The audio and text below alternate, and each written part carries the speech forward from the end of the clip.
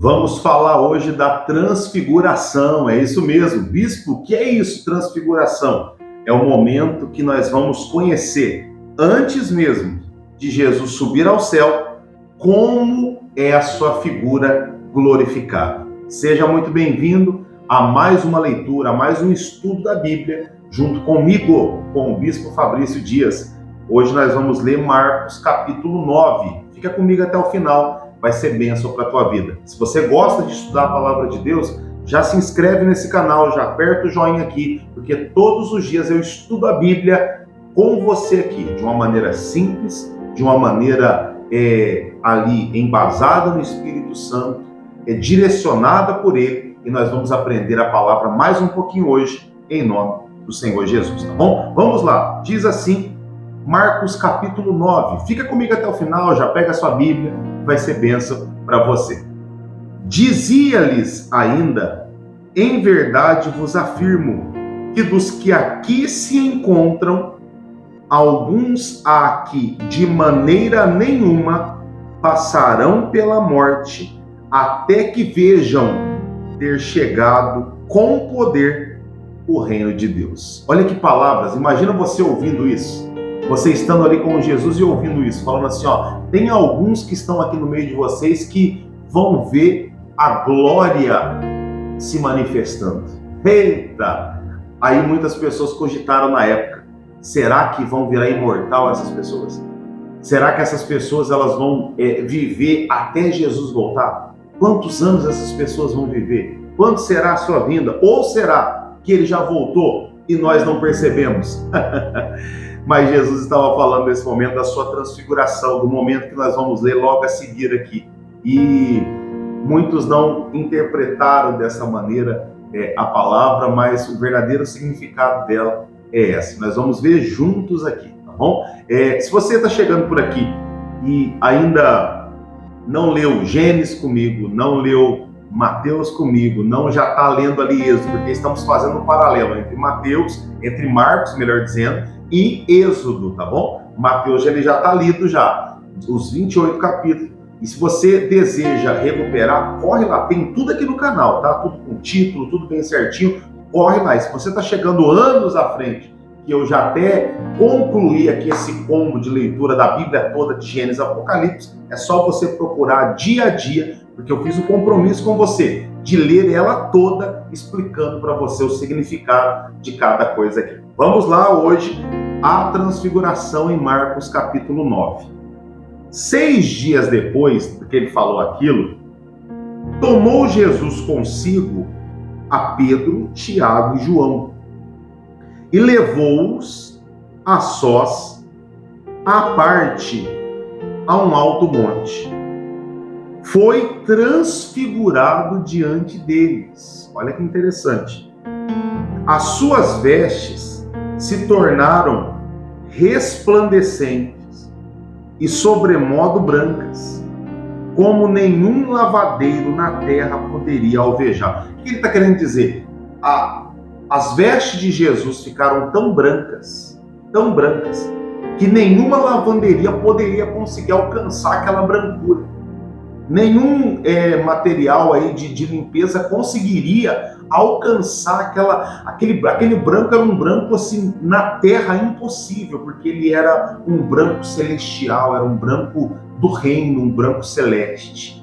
Ele começou a mostrar qual seria a sua figura quando ele estivesse lá no céu. E continua, o versículo 4. Apareceu-lhes Elias com Moisés, e estavam falando com Jesus. Então Pedro, tomando a palavra, disse: Mestre, bom é estarmos aqui, e que façamos 3 tendas. Uma será a sua, outra para Moisés e outra para Elias. Pois não sabia o que dizer, pois estava eles o quê? Aterrados.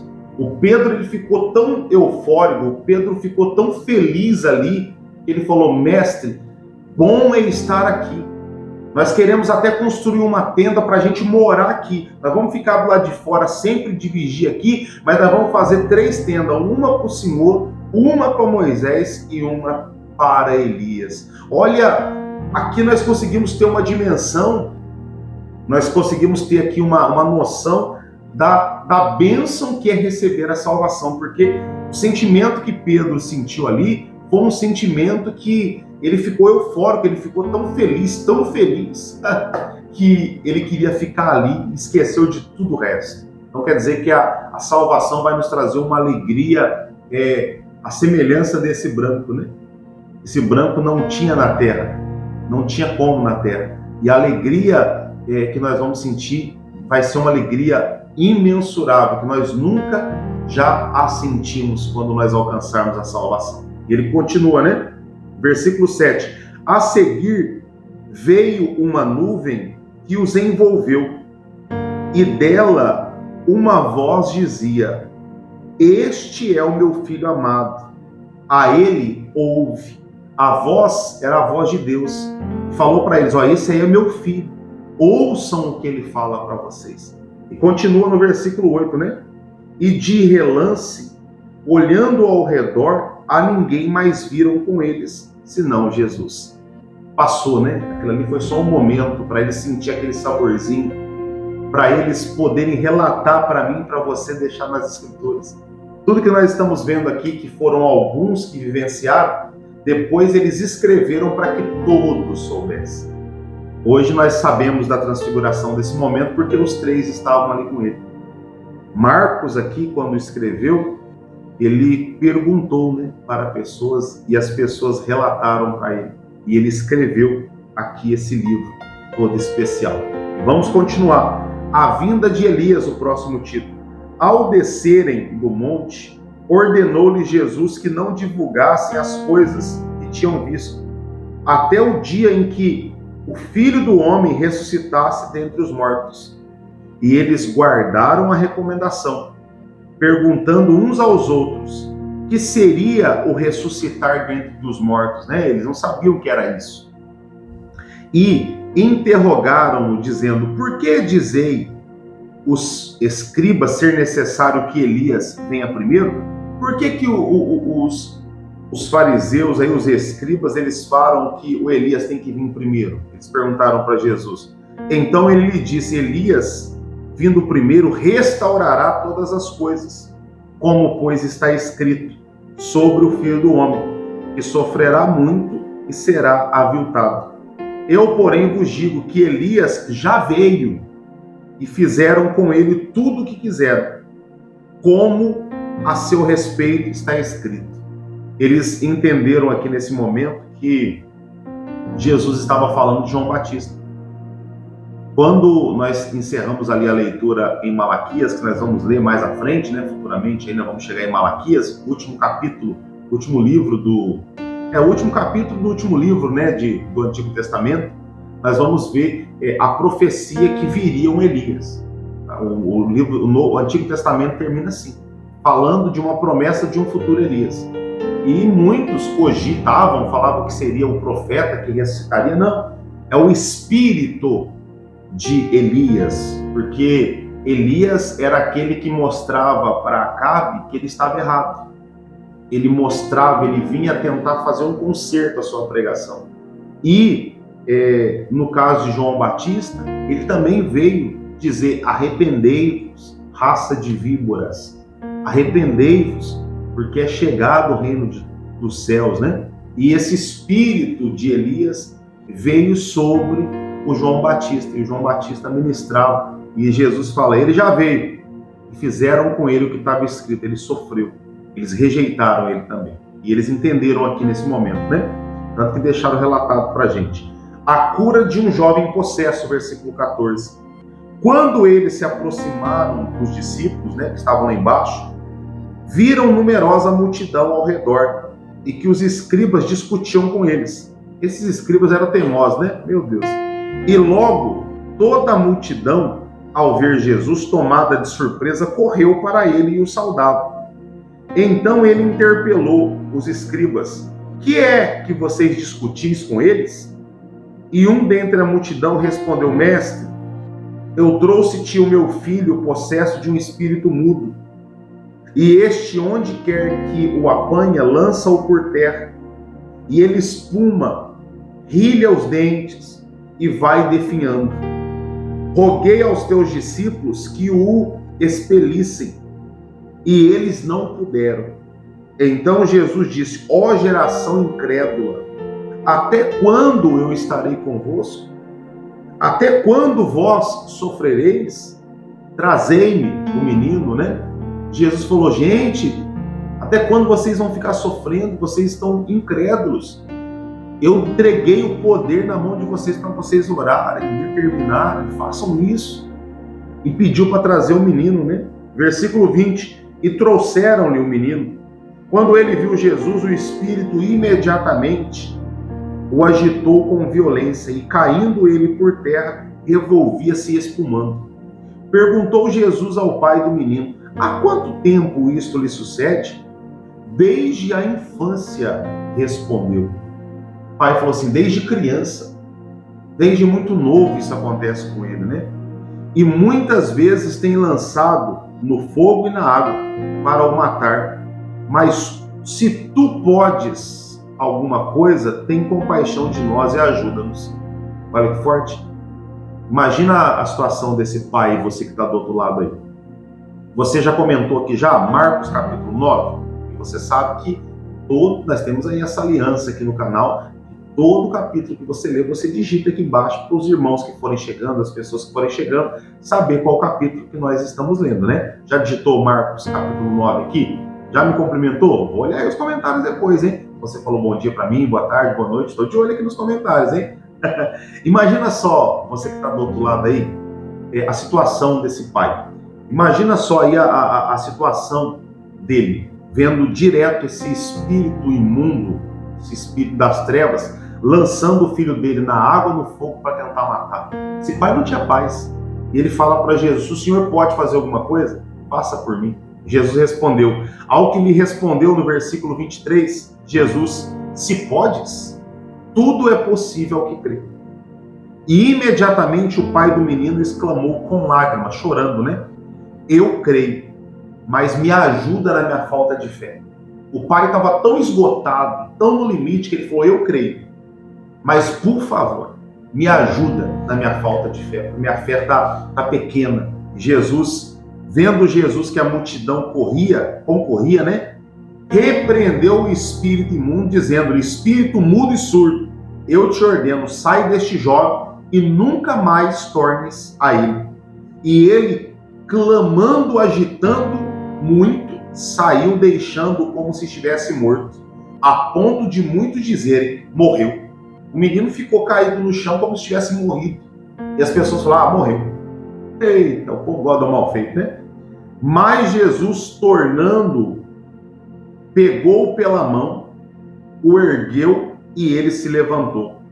Quando entrou em casa, os seus discípulos lhe perguntaram em particular: por que não podemos nós expulsá-lo? Respondeu-lhe Jesus: esta casta não pode sair senão por meio de oração e de jejum. Jesus estava falando assim: ó, esse tipo de demônio aí, esse tipo de praga, ele precisa de uma comunhão um pouco maior com Deus para você expelir eles. Porque vocês não estavam em consagração, então isso aconteceu. Vocês não estavam na intimidade. Por causa disso, vocês não puderam expulsá-lo. Então Jesus mais uma vez ensina aqui seus discípulos e a mim e a você que está acompanhando aí também, né?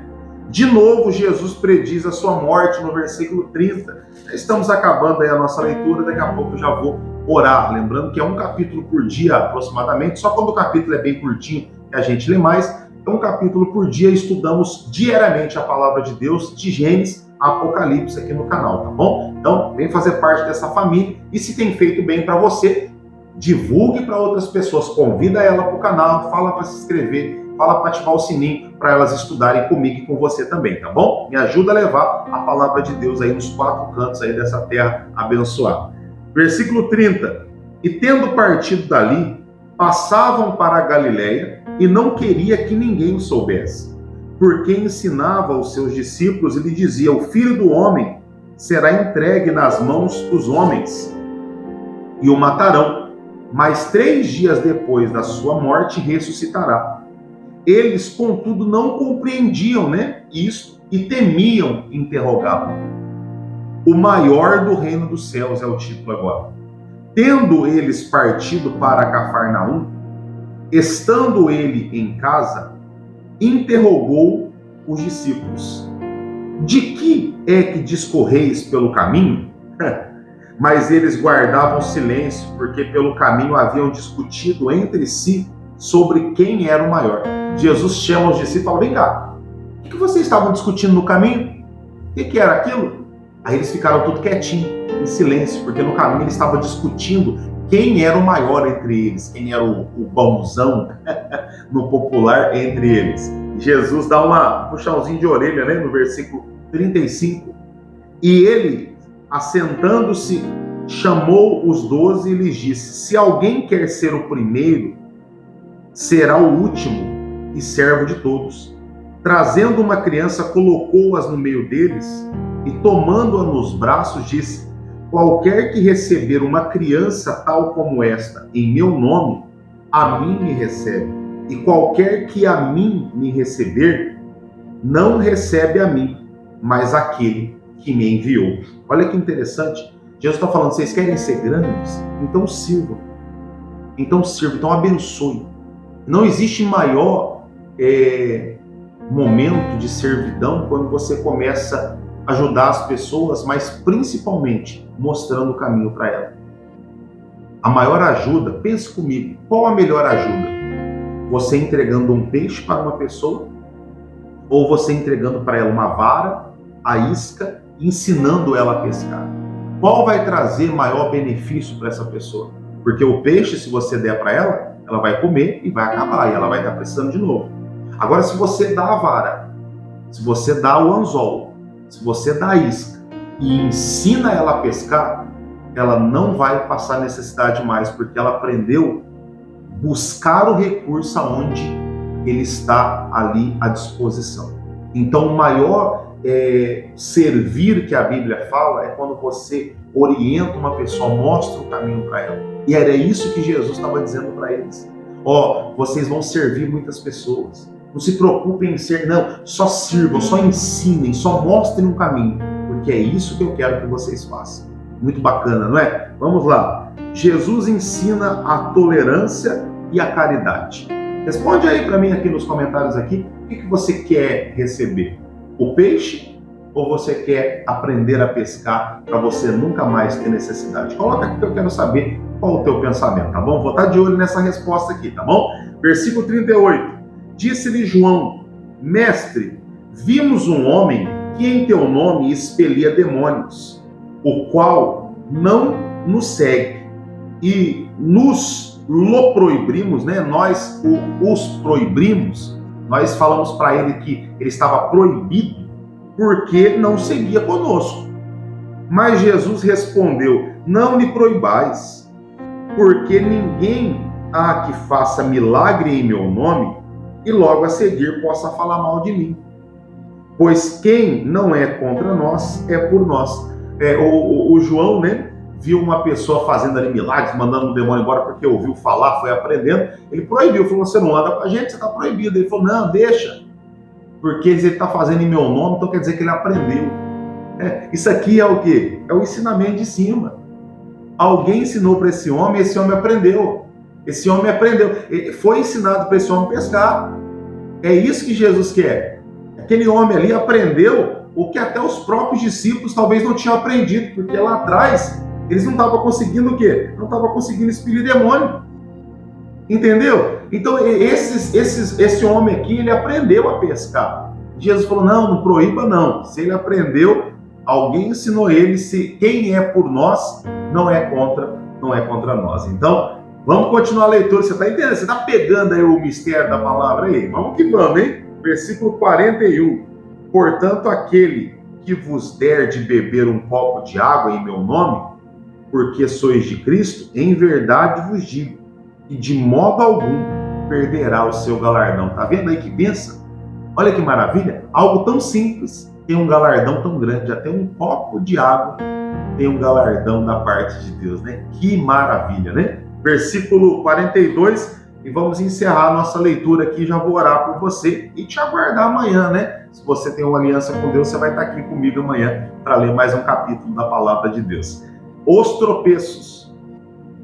E quem fizer tropeçar a um destes pequeninos crentes, melhor lhe fora que lhe se pendurasse no pescoço uma grande pedra de moinho e fosse lançado no mar. Se a tua mão te faz tropeçar, corta-o, pois é melhor entrares maneta na vida do que, tendo as duas mãos, ires para o inferno, para o fogo inextinguível. O que Jesus está dizendo aqui? Isso aqui não tem nada a ver com perca de membros, não, tá? Não tem nada a ver com amputação, nada a ver com isso. Jesus está dizendo aqui de atitudes. Se uma atitude, uma situação te faz pecar e perder a salvação, tira ela da tua vida. Tira ela, porque é melhor você entrar sempre ali com o sentimento de perca daquilo e herdar a vida eterna do que você perder a salvação da sua alma. É isso que ele está dizendo aqui, né? E o próximo versículo fala assim, 44. Onde não lhes morre o verme e nem o fogo se apaga. E se teu pé te faz tropeçar, a mesma coisa. Corta-o, porque é melhor entrares na vida aleijado do que tendo os dois pés sendo lançado no inferno. Onde não lhe morre o verme, nem se apaga o fogo, né? E se um dos teus olhos te faz tropeçar, arranca-o.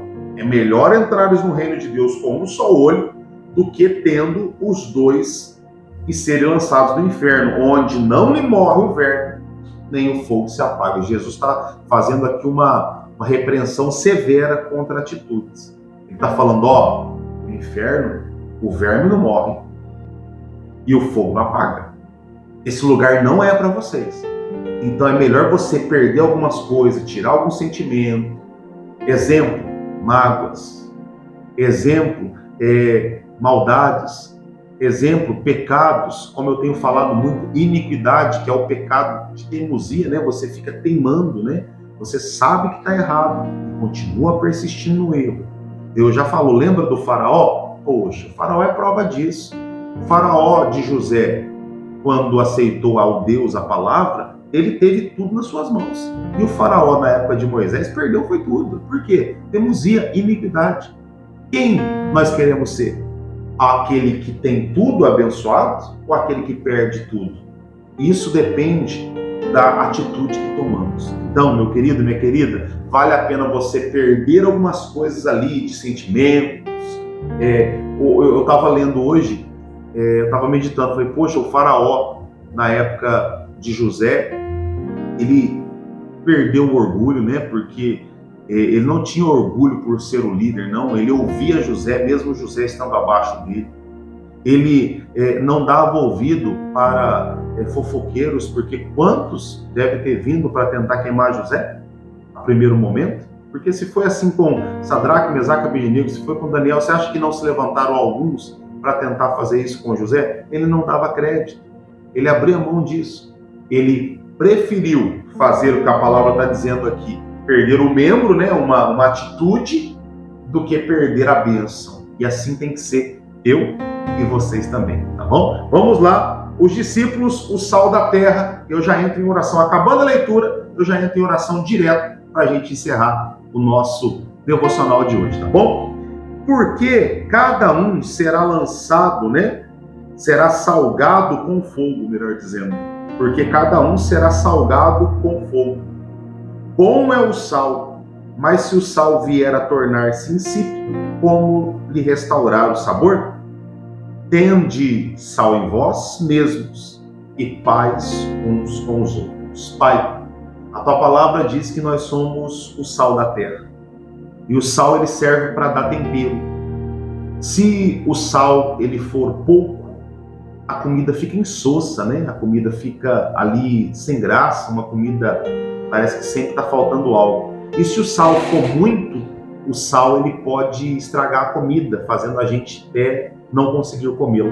Então existe uma necessidade de uma temperança. Então que nós sejamos esse temperante aqui na terra, para que possamos abençoar pessoas e ganhar o maior número de almas para o teu reino. É o que te pedimos à luz dessa palavra, em nome de Jesus. Você que crê, diga amém, diga graças a Deus, em nome de Jesus. Eu já vou indo, e se Deus quiser, amanhã eu estou aqui de volta lendo mais um pouquinho da palavra de Deus com você, tá bom? Vou deixar vídeos na tela, link na descrição para você comprar sua Bíblia, comprar o seu livro, ser abençoado. Botão membro tá aqui embaixo para você me ajudar a levar a palavra de Deus pelos quatro cantos aí, apoiando esse canal. E você que não é inscrito, se inscreve, ativa o sininho e amanhã nos encontramos de novo aqui, tá bom? Um beijo no seu coração. Se Deus quiser, amanhã o seu bispo está aqui com você de novo. Tchau, tchau.